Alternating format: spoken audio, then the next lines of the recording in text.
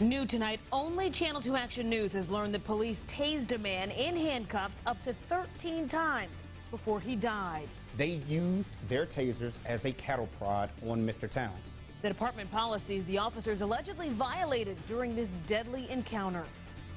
Good evening, I'm Erin Coleman in for Jovita Moore. I'm Justin Farmer, and police records show two officers used their tasers repeatedly to try to make Gregory Towns get up. Channel 2 investigative reporter Mark Winnie live in East Point. And Mark, an attorney for the Towns family, says they're going to file that lawsuit this week. Absolutely. Family attorney Chris Stewart says this started with Gregory Towns fleeing after a domestic dispute, but that nothing justifies what happened to him soon after.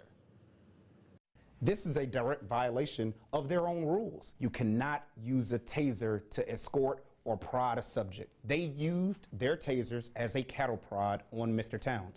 While cuffed. While handcuffed. Attorney Chris Stewart says soon he will be filing his own document. We're filing a lawsuit this week against the city of East Point about the April death of Gregory Towns after he was repeatedly drive-stunned with tasers by East Point police in an apparent effort to make him get up and walk after a foot chase. Drive-stun mode is where you actually make physical contact. And he says he is using copies of the city's own documents to piece together what happened in behalf of Towns' family. Where are you finding the strength? From God, in the name of Jesus, and my two girls. Stewart alleges records combined with eyewitness accounts show two officers violated the city's standard operating procedures for tasers. He wasn't being abusive. He was saying, "I'm tired." And he says taser logs, combined with other information from the city, show two officers triggered their tasers 13 times that concerned him around the time in question. 10 for Sergeant Marcus Eberhardt. Total shock time of 47 seconds. And 3 times for Officer Howard Weems. Stewart acknowledged the documents don't show the taser made contact for each of the 13 trigger pulls. He said officer accounts he's got vary, but none comes close to 13 taser stuns. This situation is indefensible. Dale Prizer, one of Weems' lawyers at the Police Benevolent Association, says Weems continues to appeal his firing and Weems' actions did not cause Gregory Towns' death. But he does not wish to respond to the Towns family attorney's comments.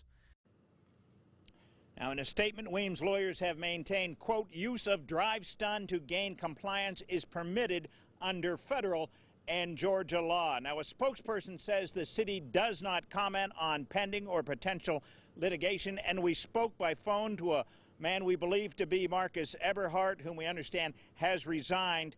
Quote, I have no comment. Reporting live, Mark Winnie, Channel 2 Action News, Night Beat. All right, Mark, now more details on Gregory Towns' death. A medical examiner tells us it's been ruled homicide because electrical stimulation through taser stuns contributed to his death. And she indicated that he died of a heart attack brought on by his underlying heart disease, which was made worse by physical activity, the electrical stimulation from taser stuns, and other medical conditions.